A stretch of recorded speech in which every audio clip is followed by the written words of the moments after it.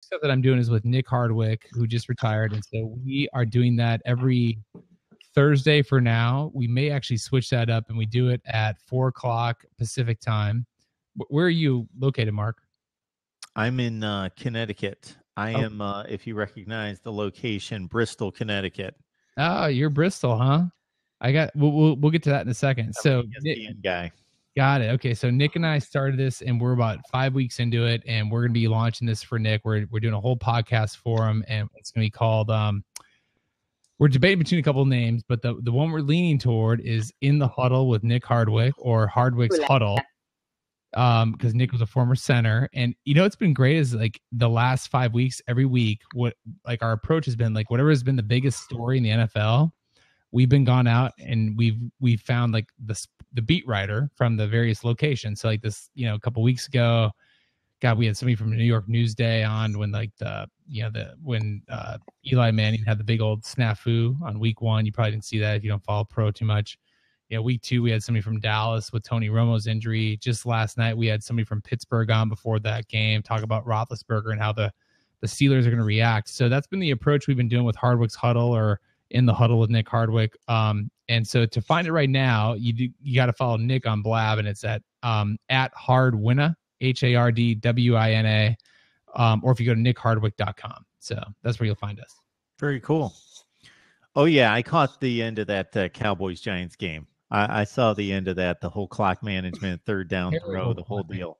So that's why we had to have somebody from New York on, because like what's going on there? Like what's the buzz? And it's really interesting because Nick is a San Diego guy. Nick snapped the ball, obviously, for Drew Brees and Phillip Rivers over his career. Two guys who are, without a doubt, very quality top-level quarterbacks. And, that trade in 2004, a lot of people don't know that, but Eli Manning was drafted originally by the Chargers at number 1. And then they traded him to the Giants, and the Giants selected Phillip Rivers with number 4. And I think for a long time, I think people felt like the Giants won that trade. But then other than 2 Super Bowl years, I feel like Phillip has outperformed Eli every other which way.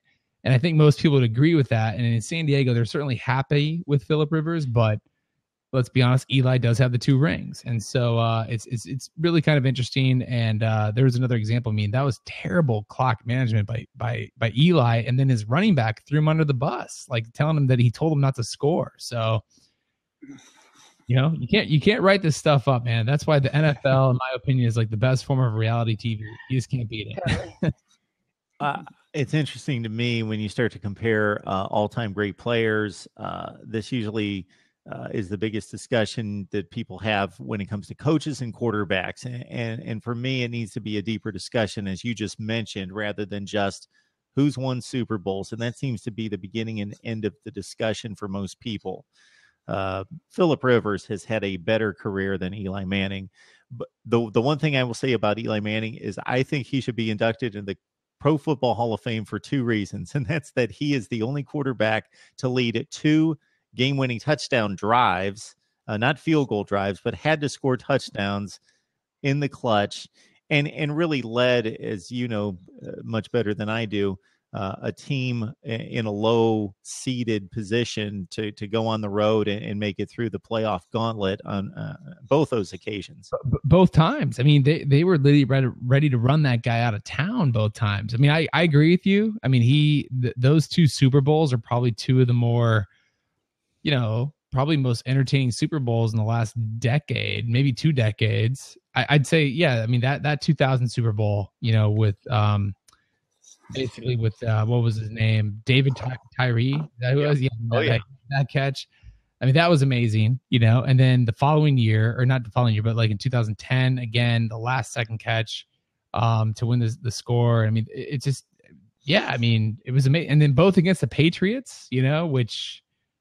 That's been pretty much the team of the decade. So, Eli Manning has definitely proved his worth in those instances, but the years that they haven't won, he's looked pretty awful. Oh, they've done nothing. It's funny. It's either boom or bust. They won the Super Bowl, or they've missed the playoffs, or been one and done. I think it was the year before they won the Super Bowl. It might've been 2 years before.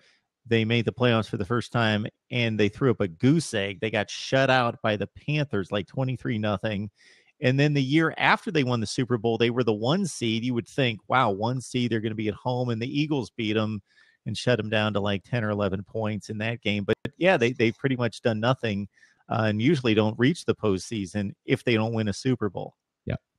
No, exactly. So we'll see. I mean, that division just looks awful this year. So going back to your original question, I think if Brandon Weeden can at least, just do game clock management, they'll be fine and they'll be competitive, and they should be in a position when Romo and Dez come back to, still win that division. Because I mean, honestly, I don't see it from the Redskins and the Eagles right now. I mean, you never know what's going to happen there, but they're 1-2, and they barely won last week. So again, we'll see what happens.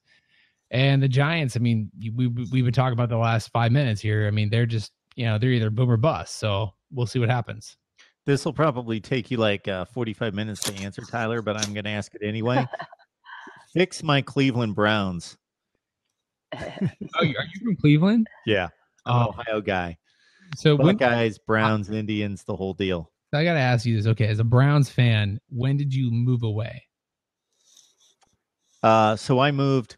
So here's my full story real quick. I grew up a Cowboys fan. So I'm growing up in the middle of Ohio, Akron, Ohio, and I'm getting one of these from Zane. All right, Cowboys. I just fell in love with the glamour team, Tom Landry, Roger Staubach, the whole deal. So I'm going way back. Oh, yeah. Danny White, Tony Dorsett after that. Mm-hmm. And so I grew up a Cowboys fan. As soon as Jerry Jones bought the team and fired Tom Landry, I was done. Like, ooh, me too. And I was like as big a Cowboys fan as you can imagine. And so I dropped him immediately. And then my heart wasn't into the Browns. I just couldn't pick them up, even though I loved everybody else in Ohio. They were my teams. I just couldn't pick up the Browns. It's like 1988. So yeah, 88, 80, 89, okay. Before the 89 season, before they drafted Troy Aikman, okay, fired. I dropped the Cowboys. Of course, Jimmy Johnson wins Super Bowls. That didn't even get me back on board. But then when the Browns left, I felt bad.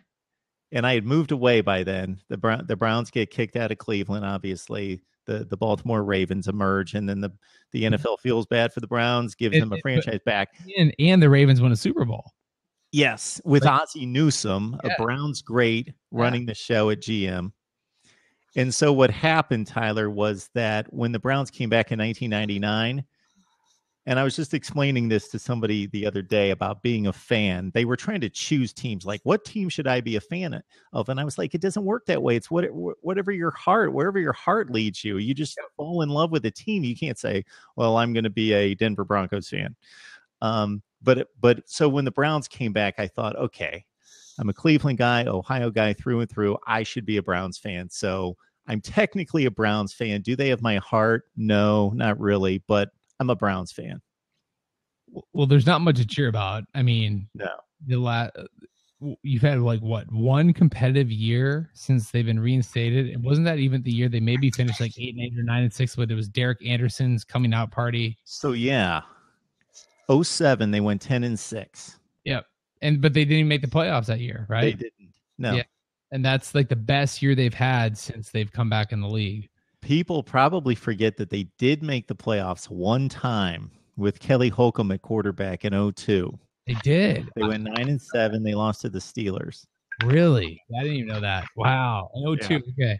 They snuck in one time. So the Browns are coming to San Diego this week. Now, I will not be there. I'm actually off to Denver tomorrow for the Vikings and Broncos. But the Browns are coming here. I actually asked Nick this the other day too, because I said, Nick, if the Browns are down like 21-3 or 21 even 10 at halftime, will we see Johnny Manziel?